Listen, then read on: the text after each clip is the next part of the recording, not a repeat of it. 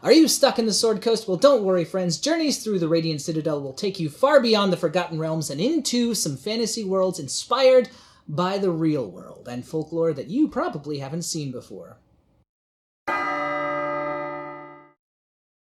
Journeys Through the Radiant Citadel is an anthology of adventures, but it's also a new campaign setting. The whole thing takes place in the Radiant Citadel.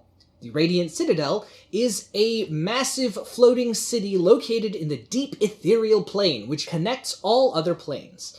So from the Radiant Citadel, you could theoretically get anywhere else in the multiverse. It is home to 13 civilizations, which have all sort of rediscovered it because the Radiant Citadel was built eons ago by mysterious peoples, by like 25, 27 different civilizations. They lost it, they were scattered, they all kind of found it and have re-inhabited it, rebuilt it, and re-established themselves within the Radiant Citadel. You, as a DM or a player, can go and discover any of the 12 other ones, but there are also 2 missing, lost civilizations whom nobody knows anything about except for the people who wrote this book, because at the back you will find entries on those 2. So one of the best things about this book, and what makes it really stand out or unique, is that it is both an adventure anthology and a campaign setting, and it does the work of both.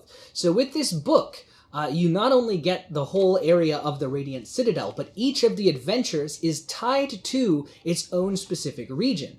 So for instance, in the adventure Fiend of the Hollow Mine, you get not only the adventure of the Fiend of Hollow Mine, which is all about this sort of mysterious sickness that's being spread by a monster that has been coaxed on by a warlock who made a pact with a fiend, but not only do you get its impact on this community of people where you have like a bunch of fun NPCs, but you also get the whole region of San Citlan, which is this like Borderlands place. It has like a prospering, thriving city where you'll find the Night of Remembrance, which is sort of a D&D take on Dia de Muertos. So it's not just that you get 13 new regions, but you get to explore them and play through them. Everything is imminently usable. I think that's something that we don't get a lot of in D&D. We get a lot of like, here's a campaign setting, here's all this stuff, you know, you might use maybe 1/10 of it. All of the adventures have, I think, a wider array of like the kinds of things you do on them. In the first adventure, you are basically doing like D&D's take on Chopped. You're helping these feuding families kind of solve a dispute while also doing a cooking contest, while also kind of dealing with weird little like winged lemurs that are causing havoc. But on top of that, each region comes with instructions on how you might drop it into your world, whatever that world is. A lot of them have guidelines for like putting this place in Eberron, putting this place in the Forgotten Realms, putting this place in Dragonlance. Whatever you're doing, whatever classic world there is that you might be playing on, Radiant Citadel has got you covered. It will hook you up. Each of the adventures is set in a different region, as we mentioned, but all of the regions are inspired by real-world cultures and folklores. WotC put together a team of people with very diverse backgrounds, so each adventure is written by someone with a connection to that heritage or to that culture.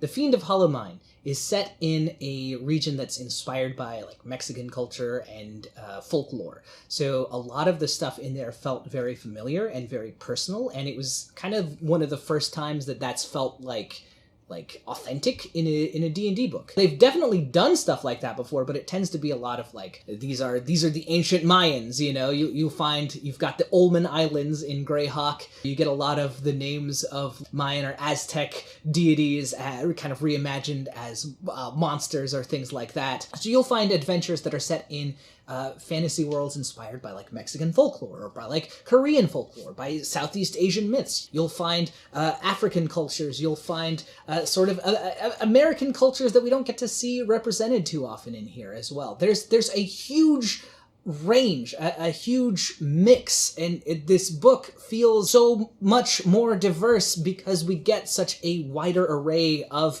folklore to draw on, and that means that you can really have this like rich texture. You get different takes on angels, you get different imaginings of monsters and how society looks like, and it really broadens your horizons. If you're looking for a mix of things to play, if you're looking for an anthology of adventures that will keep you coming back week after week, or make things at your table feel a lot more fun and kind of give an injection of variety into your campaign, this is perfect. If you're looking for new settings, this book has got you covered. If you're looking for new player options, you might want to find something a little bit more player-focused. This is definitely a book of, it's a campaign setting and it's adventures. DMs are going to get the most mileage out of this, but it's still a great place to, if you're looking for a new place for your character to be from, this is a great option. If you're a new DM or you're looking to try it out, this book has got some great adventures, and because they're so different, you'll get to kind of ease in to the whole swing of DMing. So definitely check out Journeys Through the Radiant Citadel. Well, thanks for watching, everyone. If you were looking for a campaign setting with a little more player options, then you might want to check out the Tal'Dorei Reborn Campaign Setting Guide, where you'll find options like the Blood Domain Cleric. I'm JR from Bowles. Thanks for watching. Bye!